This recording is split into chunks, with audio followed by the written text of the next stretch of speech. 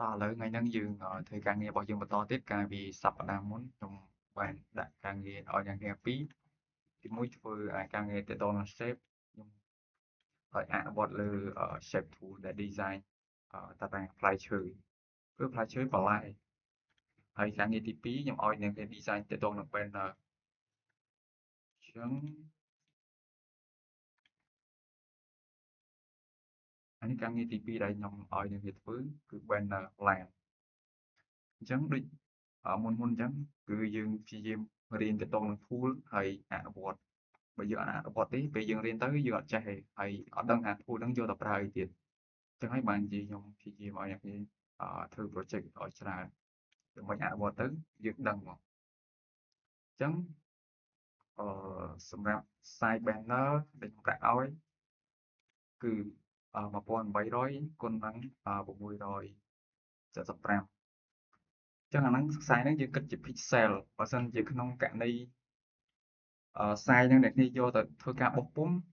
ខ្សែហ្នឹងគួរតែយើង design ទៅលើសង់ទីម៉ែត្រវិញតែបើថាយើងមើលក្នុង digital ដាក់ banner ad តាម Facebook ឬក៏ website អីទេអាហ្នឹងយើងគួរតែប្រើ pixel តែព្រោះជាទូទៅគឺគេប្រើ pixel នៅលើ digital សម្រាប់យើងមើលអញ្ចឹងអានេះគឺជា size របស់វាខ្ញុំdesign size ហ្នឹង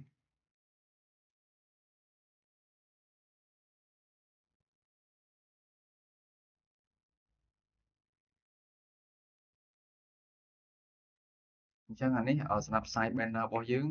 អញ្ចឹងយើងយក size ហ្នឹងទៅដាក់ក្នុង Photoshop ដើម្បីធ្វើការ design កើត artboard អញ្ចឹងខ្ញុំ copy នេះមួយ675បាទហើយខ្នាតរបស់វាយើងគិតជា pixel 1300ហើយអានេះខ្ពស់675ហើយ resolution ខ្ញុំដាក់300យើងអាចដាក់72ក៏បានដែរតែបើមិនសិនរៀងខ្លាំងទៅយើងដាក់300ទៅវាច្បាស់អញ្ចឹងបន្ទាប់ពីខ្ញុំកំណត់ប៉ុណ្ណឹងហើយខ្ញុំចុចយកពាក្យ create អញ្ចឹងបន្ទាប់ពីយើង create ហើយយើងបាននៅ artboard មួយសម្រាប់ធ្វើការ design អញ្ចឹងសម្រាប់file និង project អីផ្សេងៗគឺខ្ញុំបានទៅលាក់ឲ្យអ្នកគេតាម Telegram ហើយអញ្ចឹងអានេះគឺជា project ហ្នឹងវាមានរូបច្រើនអញ្ចឹងអានេះមានរូបឡានមានអីចឹងមកហើយ logo ហើយមាន background មិនអត់មាន background ទេ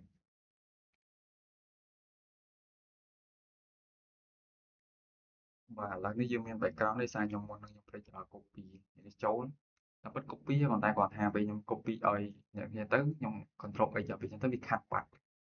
អញ្ចឹងអានេះគឺជា source ដែលយើងទិញយកពីអ៊ីនធឺណិតសម្រាប់ធ្វើការ design មាន logo មាន land ហើយមាន background អញ្ចឹងដូចតែអ្នកគ្នាធ្លាប់ដឹងអញ្ចឹងរបស់ហ្នឹងគឺយើងយកចេញពីអ៊ីនធឺណិតទាំងអស់ពីក្នុង Google វាមានតាម website អីផ្សេងៗអញ្ចឹងទៅអញ្ចឹងអាហ្នឹងក៏ខ្ញុំយកពីអ៊ីនធឺណិតដូចតែគ្នាប៉ុន្តែបើក្នុងលក្ខខណ្ឌដែលឧទាហរណ៍ថារូប land នេះអឺក្រុមហ៊ុនគេឲ្យយើង design banner ហើយធ្វើមែនតើអញ្ចឹងណាដូចតែក្នុង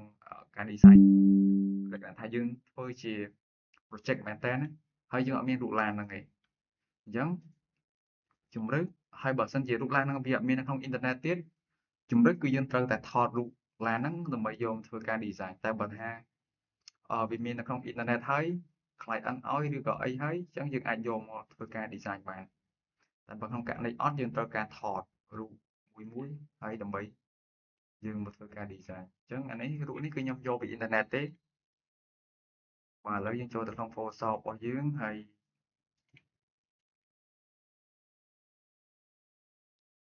អានេះគឺជា clip banner ដែលយើងដែលធ្វើនឹងឥឡូវហ្នឹងបាទអញ្ចឹងដំបូងយើងត្រូវការកាត់រូបឡាននេះសិនបាទអញ្ចឹងខ្ញុំទៅ import ឡានចូលក្នុង Photoshop ខ្ញុំកាត់ដាក់ពណ៌ក្រហម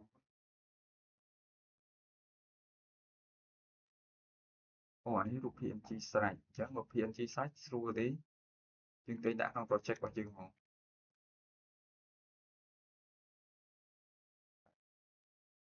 យើងអាហ្នឹង PNG ដែរមែន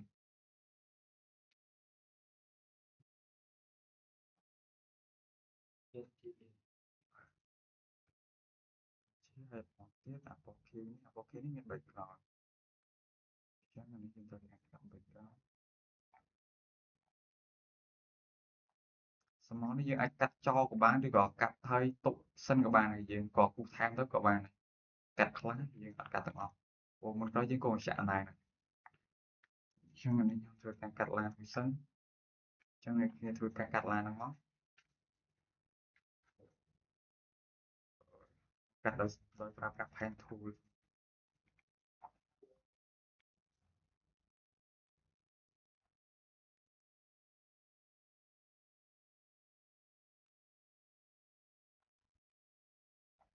ចឹងអ្នកគ្នាធ្វើការកាត់ដោយសារតែខ្ញុំវាពិបាកមើលពេកអេក្រង់វាឈឺទ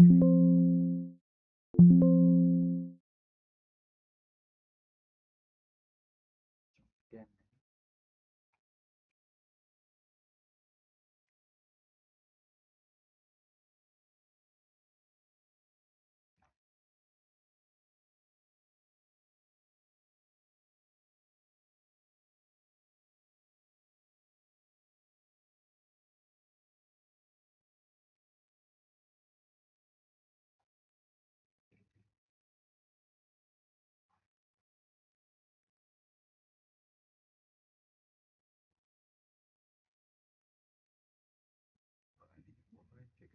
ពីវាកង់តិច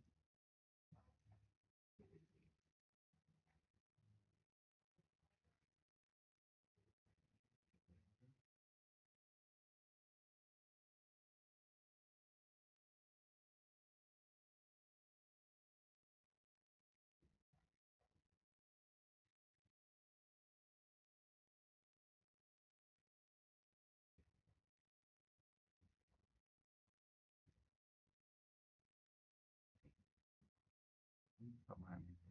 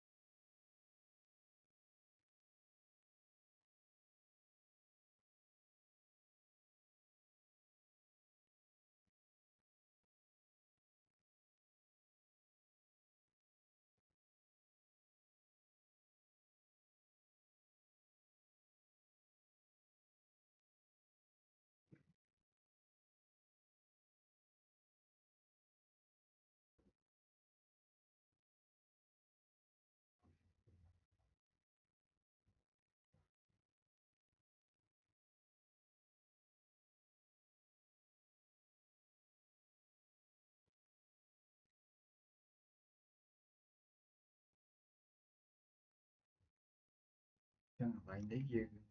មើលសិនយើងគូសកាត់សំចេញអត់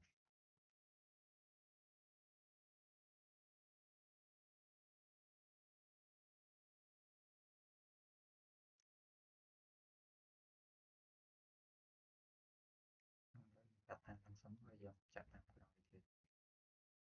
អត់កាត់ចេញទេចាក់តិច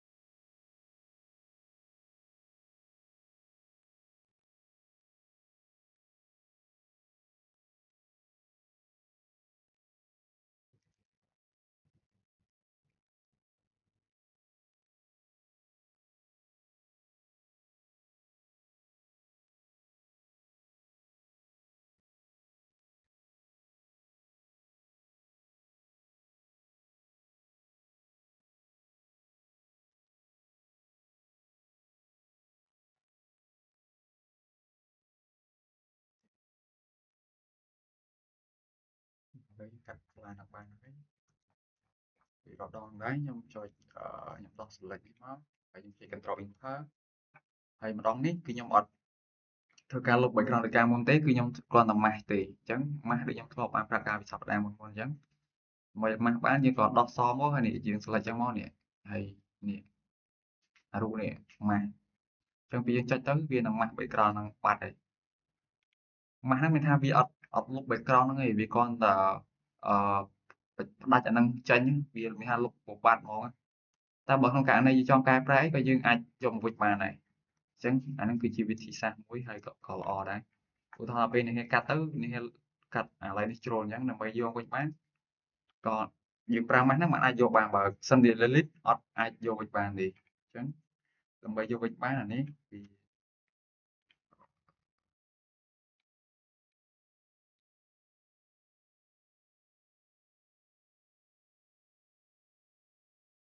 អានេះដាក់100នេះឧទាហរណ៍នេះយកវិញបាននេះស្រង់ select លើអានេះមកនេះ select លើអាហ្នឹងមកហើយ tool គឺ tool បារ៉ាឈរនៅលើ tool បារ៉ាដល់ពេលយើងចង់យកវិញនេះយើងក៏ចុចនេះខ្ញុំមើលកន្លែងនេះមានពណ៌សហើយពណ៌ខ្មៅ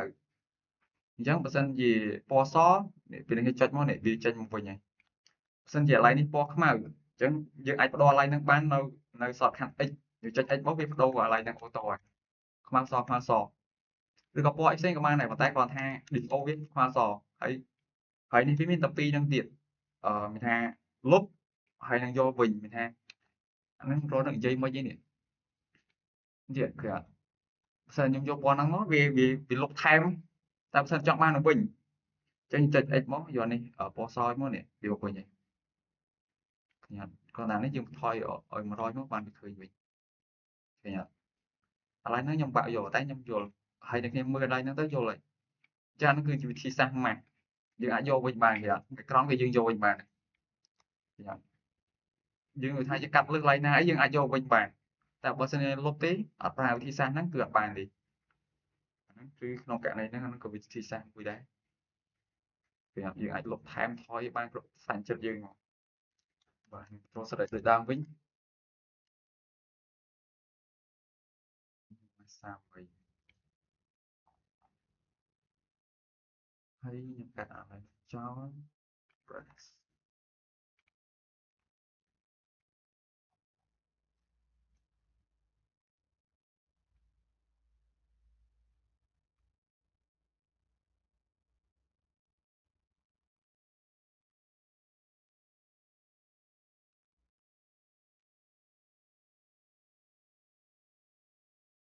ម៉ាស់ហ្នឹងគឺខ្ញុំពីcommentមកពេលខ្ញុំហ៊ាន design មែនតើអីធ្វើអីពេលខ្ញុំទៅប្រើម៉ាស់ហ្នឹងទៅច្រើនព្រោះដូចខ្ញុំនិយាយថាវាស្រួលក្នុងការកែប្រែឡើងវិញ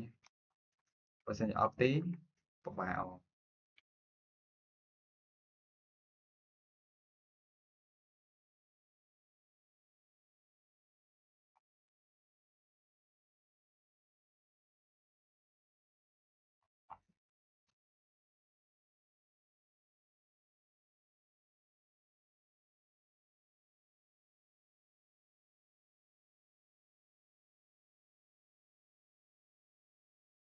យើងធ្វើការទៅអត់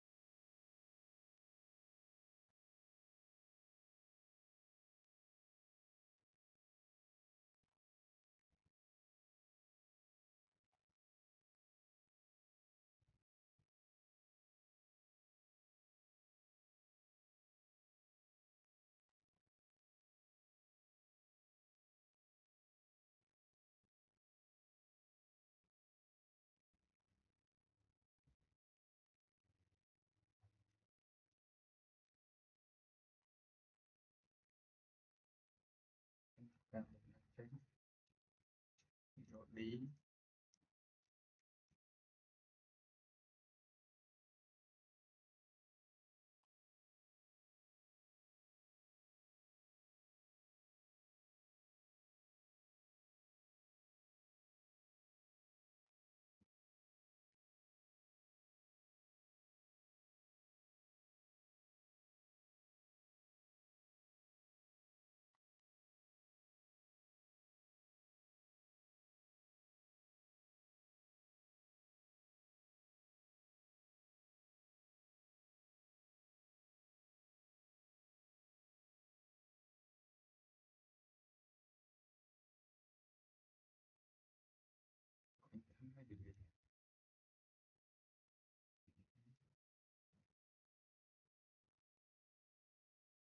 chẳng tổng gặp qua đấy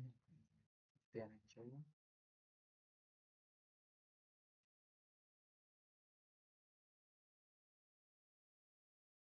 phải tìm xem là tổng mình save ấy và sang nhỏ ban save project cho lại đặt project của nhóm mình đặt nó đến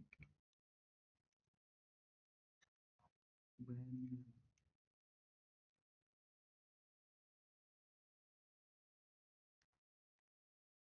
là dư nơi vị tiền ở làng của so vị tiền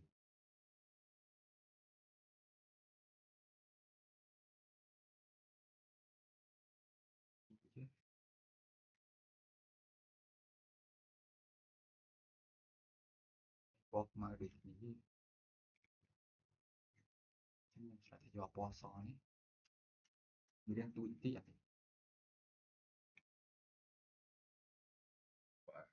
chấm trong cạnh đây trong đi sang sai chắcក្នុងករណីត្រឡានវារៀងទួចអ្នកគ្នាអាច design វាធំជាងនឹងតិចឲ្យវារៀងធំហៅរូបនឹងវាធំជាងភាពដើមអញ្ចឹងអ្នកគ្នាក៏អូសចូលអញ្ចឹងមកហើយអ្នកគ្នាយកពាក្យ image ហើយនឹង image size អញ្ចឹងអ្នកគ្នាអាចទៅលើអា resolution នេះភាពច្បាស់នេះដាក់ដល់300មកអាច300មានថាគុណយកនេះអញ្ចឹងរូបនឹងវាធំហើយអញ្ចឹងអ្នកគ្នាមើលអ្នកគ្នា zoom មកតាម27%ហើយយើង zoom ដល់100%មានរូបនឹងវាការធំអញ្ចឹងអាហ្នឹងវិធីសាស្ត្រមួយដើម្បីបរិបានម្ដងទៀតចូល image ហើយ image size អ្នកនេះកែឡើងនេះមកនេះបើចិត្ត2ហ្នឹងដាក់ដល់300មកឬក៏លើកទៅតែកុំព្យាយាមមានថាកុំព្យាយាមធ្វើអញ្ចឹងទាំងដែលរូបហ្នឹងវាមានអាធំហើយប៉ុន្តែអ្នកយកអាតូចហើយមកធ្វើអញ្ចឹងអាធ្វើរបៀបនេះមានថាយើងធ្វើតែក្នុងករណីដែលចាំបាច់ដែលយើងរករូបដែលខ្នាតធំធំអត់បានអញ្ចឹងយើងអាចធ្វើអាហ្នឹងបានបាទហ្នឹងគឺវិធីសាស្ត្រមួយដែរតែបើថាព្យាយាមរកបានរកឲ្យបានខ្ញុំកាត់តាមពិត tool យើងអាចប្រើ tool ផ្សេងៗលឿនជាងហ្នឹងតែគាត់ថាពេលយើងកាត់មកវាអត់ស្អាតខ្ញុំអ្នកផាត់ tool ទេ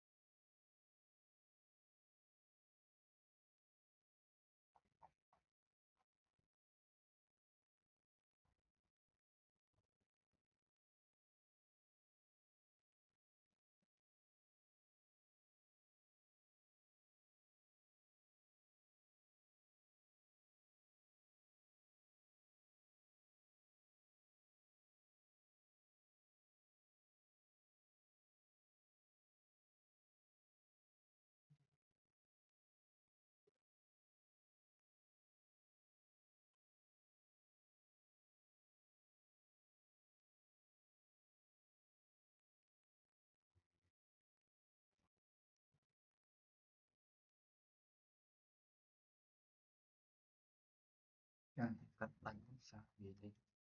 chưa tốt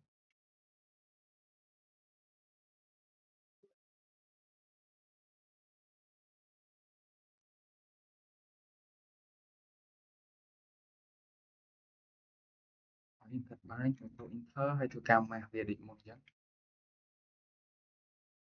và chết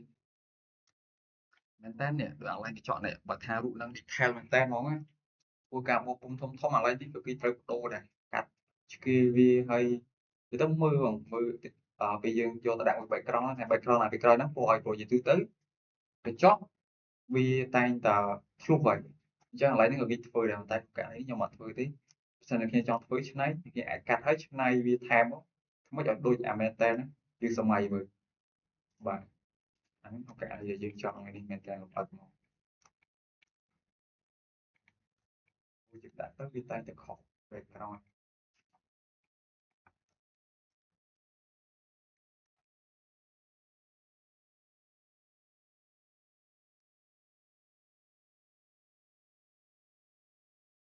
ពេលយើង design មែនតើគេលំអិតមែនតើណាទូទៅហ្នឹងយើងគិតថាវាអត់ទេតែក្នុង design គេគិតព្រោះវាស្អាតដោយសារអញ្ចឹង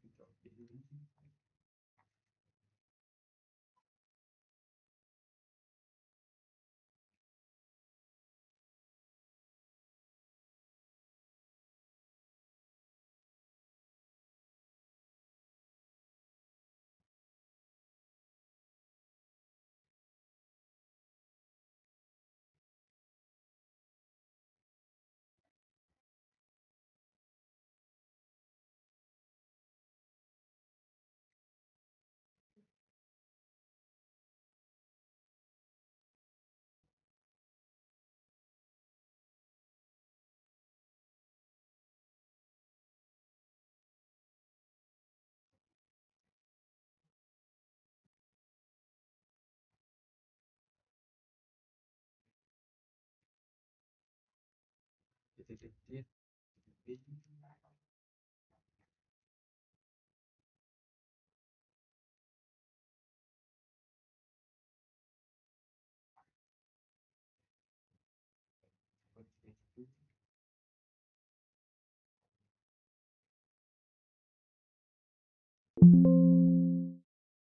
គាត់បើទៅ smart object មួយសិនអូហើយវាបើអីជាង smart object យើងបានរៀនកាលពីសប្តាហ៍មុនហើយយើងក៏ right click វាមក convert to smart object អញ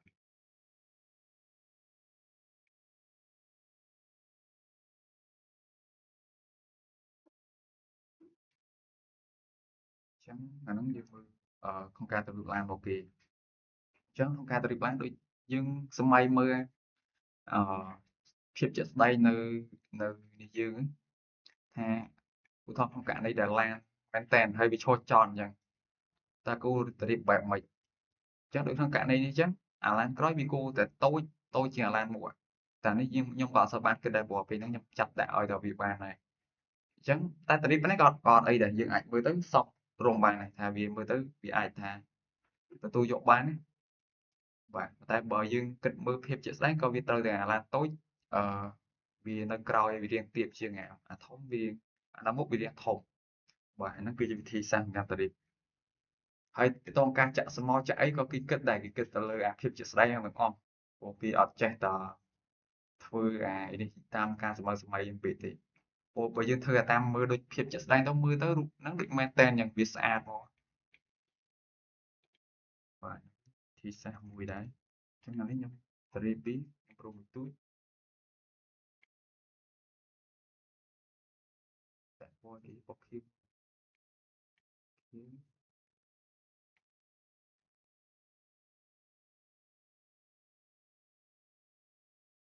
នេះដាក់ស្មើគ្នាពីរនេះចឹងខ្ញុំឡាយនេះមក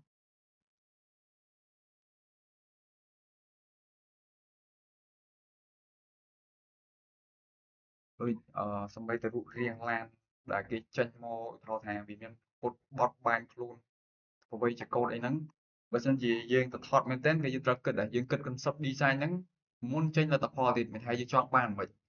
ចង់បានposter ហ្នឹងរបៀបម៉េចទៅរៀបឡានហ្នឹងរបៀបម៉េចមានថាគេ sketch គេគូសក្នុងกระดาษគេគិតអស់ហើយបានគេយកទៅធ្វើហ្នឹងបើសិនជាអត់ទៅធ្វើអញ្ចឹងទេដល់ពេលយើងទៅធ្វើទៅថតមកវាអាចនឹងខុសអីដែលយើងចង់បានណាបាទហ្នឹងវិធីសាស្ត្រមួយព្រោះ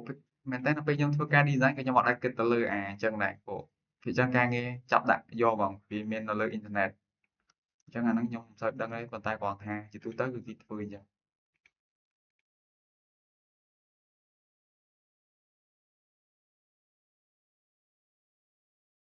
គឺដើម្បីស្រួលខ្ញុំទិញ background ដាក់ចូលហើយ